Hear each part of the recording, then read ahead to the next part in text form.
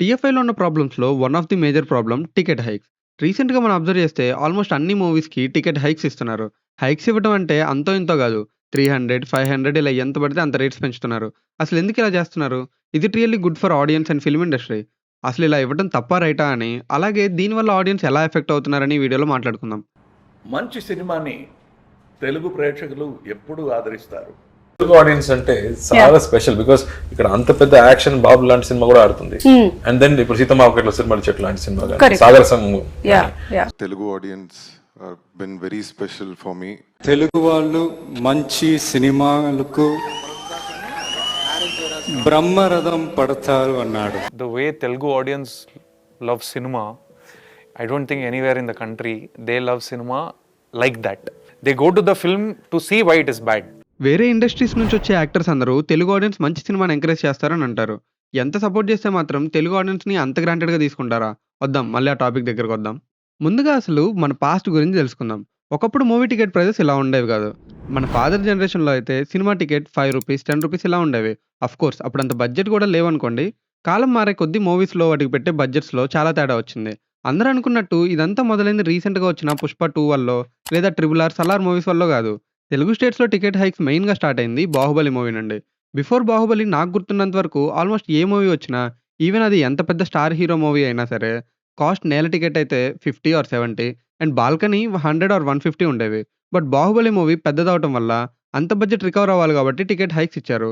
Which is also good decision. అంత budget ఉన్న మూవీకి నార్మల్ రేట్స్ ఉంటే బడ్జెట్ రికవర్ చేయడం కష్టం.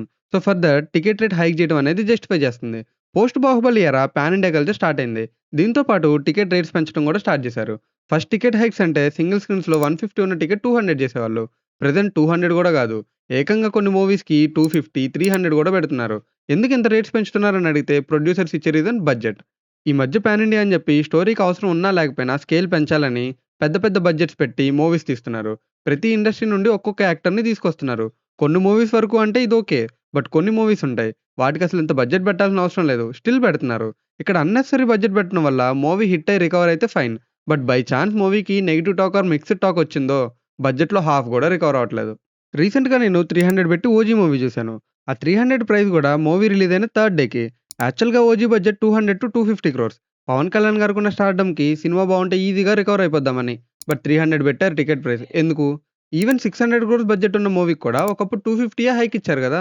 I'm talking about single screens. మనలో చాలా వరకు మల్టీప్లెక్స్‌ని అఫోర్డ్ చేయలేక సింగిల్ స్క్రీన్సే ప్రిఫర్ చేస్తారు.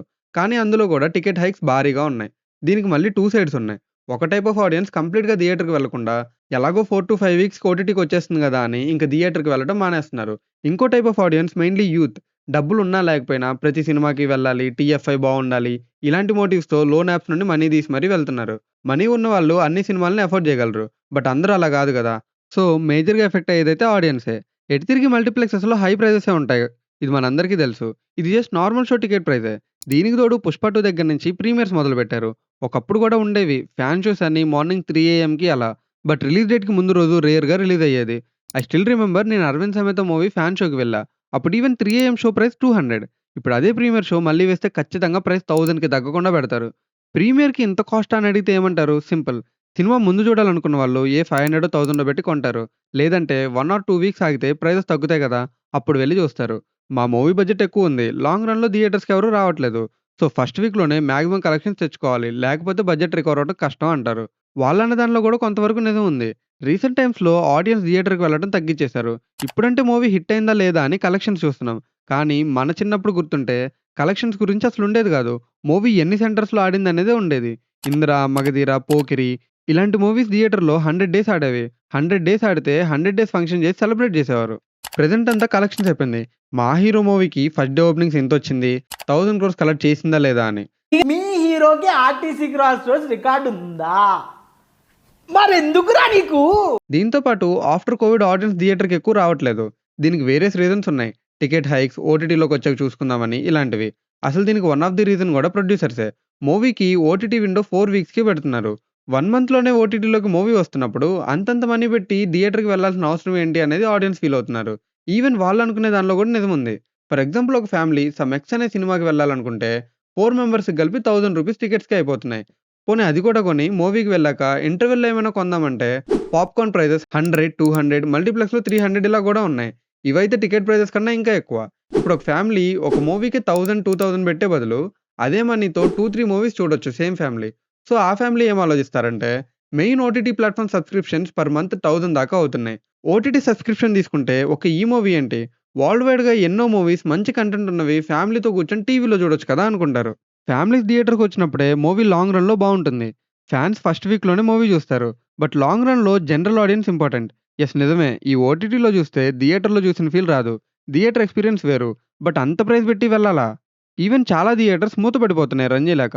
ఇదంతా ఒక ఎకోసిస్టమ్ లాంటిది. ఒకటి ఎక్కువైతే ఇంకోటి తగ్గిపోద్ది. Cinema is the cheapest form of entertainment ఇప్పటికి కూడా వరల్డ్ లో. By the way cinema is not the cheapest form of entertainment anymore. ఇంకో ఇష్యూ వచ్చేసి రెమ్యునరేషన్. ఈ మధ్య లీడ్ యాక్టర్స్ అందరూ రెమ్యునరేషన్ ఎక్కువ తీసుకుంటున్నారు. బిగ్ బడ్జెట్ మూవీస్‌లో మెజారిటీ ఆఫ్ పోర్షన్ హీరో రెమ్యునరేషన్‌కే పోతుంది. ఎగ్జాంపుల్ చెప్పాలంటే 'పుష్ప 2' మూవీకి అల్లు అర్జున్ గారు అప్రాక్స్ 200-300 క్రోర్స్ రెమ్యునరేషన్ తీసుకున్నారంటున్నారు. మూవీ బడ్జెట్ వచ్చేసి 450 క్రోర్స్. అందులో రెమ్యునరేషన్‌కే 300 క్రోర్స్ పోతే ఇంక రెస్ట్ ఆఫ్ మూవీ తీసింది ఓన్లీ 150 క్రోర్స్‌తో. ఇఫ్ అదే రెమ్యునరేషన్ 150 క్రోర్స్ అలా అయ్యుంటే ఎంటైర్ మూవీ బడ్జెట్ తక్కువయ్యేది. టికెట్ రేట్స్ కూడా తక్కువుండేవి. అఫ్‌కోర్స్ 'పుష్ప 2' మూవీకి మనకు తెలిసిన ఫ్యాక్టే. ఒప్పుకున్నా ఒప్పుకోపోయినా బడ్జెట్ 450 క్రోర్స్ అయినా ఈవెన్ 200 క్రోర్స్ మాత్రమే అయినా సరే ఖచ్చితంగా హైక్స్ ఉండేవి. Due to the reason first పార్ట్‌కొచ్చిన క్రేజ్‌ని యూజ్ చేసుకోవాలనుకున్నారు కాబట్టి. అది తప్పని నేను అనట్లేదు. At the end of the day movie is business.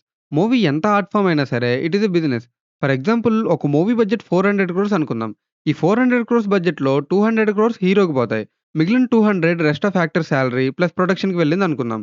If ఆ మూవీకి పెట్టిన మనీ మైనస్ చేయగా ప్రాఫిటే 500-600 క్రోర్స్ వస్తే from producers point of view it is fine. నేను హీరోకి 200 క్రోర్స్ ఇచ్చా. తిరిగి నాకు 600 క్రోర్స్ వచ్చింది. దెన్ ఇట్ ఈస్ ఓకే అని. బట్ ఇఫ్ ఇన్ కేస్ ఆ మూవీకి అన్నీ తీసేయగా ప్రొడ్యూసర్‌కి 200-300 క్రోర్స్ ప్రాఫిటే వచ్చింది. Then it is not fine. Sometimes 300 crores కాదు కదా! ఇంకా లాసెస్‌లోకెళ్తారు. ప్రొడ్యూసర్ మనీ పెట్టి రిస్క్ తీసుకొని సినిమా తీస్తున్నాడు. అంత స్ట్రెస్ తీసుకున్న తర్వాత తనకొచ్చిన ప్రాఫిట్ 200-300 క్రోర్స్ మాత్రమే. బట్ హీరోకి ఎటువంటి రిస్క్ లేకుండా 200 క్రోర్స్ వస్తుంది రెమ్యునరేషన్ కింద. Which is almost same as producer. ఇలాంటి కేసెస్‌లో రెమ్యునరేషన్ ఎక్కువ తీసుకోవడం వల్ల ఇష్యూ వస్తుంది. నా ఒపీనియన్ ఏంటంటే instead of taking hundreds of crores of remuneration actors profit sharing తీసుకుంటే బెటర్. ఆల్రెడీ ఇలా కొందరు ఫాలో అవుతున్నారు. ఈ మెథడ్‌లో బడ్జెట్ ఎక్కువ అవ్వదు. మూవీ హిట్ అయితే అందరూ బెనిఫిట్ అవుతారు. సో, ఇది బెటర్ మెథడ్. మీకు బడ్జెట్ అండ్ రెమ్యునరేషన్ మీద డీటెయిల్ వీడియో కావాలంటే కామెంట్‌లో చెప్పండి. తప్పకుండా చేద్దాం. నౌ కమింగ్ బ్యాక్ అగైన్ ఇంకో మేజర్ కన్సర్న్ డబ్బింగ్ మూవీస్‌కి హైక్స్. మన ఓన్ మూవీస్‌కి హైక్స్ ఇచ్చారంటే ఒక అర్థం ఉంది. బట్ తెలుగులో డబ్ అవుతున్న మూవీస్‌కి కూడా హైక్స్ ఇస్తున్నారు. దేనికంటే వీళ్ళు 'వార్ 2' మూవీకి తెలుగులో టికెట్ ప్రైస్ 300. గుర్తుంది కదా, హిందీ బాక్స్ ఆఫీస్ నెట్ కంటే మన నెట్ ఎక్కువ ఉండాలి. దేవరా కంటే 10 ఎక్కువ ఓపెనింగ్ తీసుకురావాలి. ఇది మీ బాధ్యత ఈసారి. 'కూలీ' ప్రైస్ 270. గొప్ప విషయం ఏంటంటే వాళ్ళ ఓన్ ఇండస్ట్రీ అయిన తమిళ్‌లో 'కూలీ' టికెట్ మన దగ్గర కన్నా రేట్ తక్కువ. ఈవెన్ 'కాంతార' మూవీకి కూడా హైక్స్ ఇచ్చి టికెట్ రేట్స్ 250 పెట్టారు. ఇంతకుముందు డిస్కస్ చేసిన మూవీస్‌కి అట్‌లీస్ట్ బిగ్ బడ్జెట్ అనే ఒక రీజన్ ఉంది. But 'Kantara' chapter 1 budget 125 crores మాత్రమే. 125 క్రోర్స్ బడ్జెట్ ఉన్న మూవీకి టికెట్ హైక్స్ ఎందుకసలు? పార్ట్ 1 తెచ్చిన క్రేజ్‌కి 150 రూపీస్ పెట్టినా రికవర్ అయిపోద్ది. Simple answer. మనం మూవీస్ చూస్తున్నాం, దానివల్ల క్యాష్ చేసుకుంటున్నారు అంతే. వినటానికి అదోలా ఉన్నా బట్ డార్క్ ట్రూత్ ఇదే. తెలుగు ఆడియన్స్ వేరే లాంగ్వేజ్ ఫిలిమ్స్‌ని ఆదరించినట్లు ఇంకెవ్వరు ఆదరించరు. వాళ్ళు మన మూవీస్ చూసినా చూడకపోయినా కంటెంట్ బావుంటే మనం తిరిగి వాళ్ళ మూవీస్‌ని ఎంకరేజ్ చేస్తాం. బట్ అంత మాత్రాన తెలుగు ఆడియన్స్‌ని ఇంత గ్రాంటెడ్‌గా తీసుకోవాలా? వాళ్ళ ఓన్ లాంగ్వేజెస్‌లో కన్నా తెలుగు స్టేట్స్‌లో రేట్స్ ఎక్కువ పెడుతున్నారు. అండ్ అది మనం చూస్తున్నాం గూడా. అండ్ దెన్ నెక్స్ట్ రీజన్ వచ్చేసి సీక్వెల్స్ ట్రెండ్. 'బాహుబలి' అప్పటినుంచి సీక్వెల్స్ ట్రెండ్ ఎక్కువైంది. అవసరం ఉన్నా లేకపోయినా ఒక్క పార్ట్‌లో తీసే మూవీని ల్యాగ్ చేసి సెకండ్ పార్ట్‌ని ఎక్స్‌టెండ్ చేస్తున్నారు. ఇలా వచ్చిన చాలా మూవీస్ వర్క్ అవ్వలేదు. 'సలార్', 'కల్కి', 'బాహుబలి', 'కేజీఎఫ్', 'హనుమాన్' ఇలాంటి కంటెంట్ అండ్ స్టోరీ ఉన్న మూవీస్‌కైతే ఒక్క పార్ట్ సరిపోదు కాబట్టి అలాంటి వాటి వరకు అంటే ఓకే. బట్ ఈ మధ్య ఎలా అవుతుందంటే మనం థియేటర్‌కి వెళ్తున్నాం. క్లైమాక్స్ వచ్చేసరికి మూవీ ఎండ్ అయిందనుకుంటే లేదు లేదు స్టోరీ ఇంకా అవ్వలేదు సెకండ్ పార్ట్ అని వేస్తున్నారు. ఫస్ట్ పార్ట్ సక్సెస్ అయితే ఇంకంతే. సెకండ్ పార్ట్‌కి అమాంతం టికెట్ రేట్స్ పెంచేస్తున్నారు. ఇలా ఎవ్రీ మూవీకి చేయటం కరెక్ట్ కాదు. ఈవెన్ నాకు రీసెంట్‌గా 'పవన్ కళ్యాణ్' గారు అన్న మాట అర్థం కాలేదు. మీ కోరిక మేరకు ఈరోజు టికెట్ రేట్స్ పెరిగి ప్రభుత్వం మనదొచ్చి మన సినిమా ఎప్పుడు రిలీజ్ అవుతుంది. టికెట్ రేట్స్ మీకోసం పెంచుతున్నాం అన్నారు. అసలు మన కోసం టికెట్ రేట్స్ ఎందుకు పెంచారు? ఇన్‌ఫాక్ట్ అందరూ తగ్గించమని గదా అడుగుతున్నాం. ఫైనల్లీ నేను చెప్పేదేంటంటే టికెట్ రేట్స్ పెంచొద్దనట్లేదు. టికెట్ హైక్స్ ఉండాలి. బట్ అది అవసరమైన మూవీస్‌కే ఉండాలి. అంతేగాని ప్రతి మూవీకి ఇలా బడ్జెట్ పెంచేసి బడ్జెట్ ఎక్కువైంది గదా అని చెప్పి టికెట్ ప్రైసెస్ పెంచుతూ వెళ్తే ఇంక కమింగ్ డేస్‌లో ఆడియన్స్ థియేటర్‌కి రావడం ఆపేస్తారు. అదట ఇండస్ట్రీకి, థియేటర్స్‌కి, డిస్ట్రిబ్యూటర్స్‌కి ఎవరికీ మంచిది కాదు.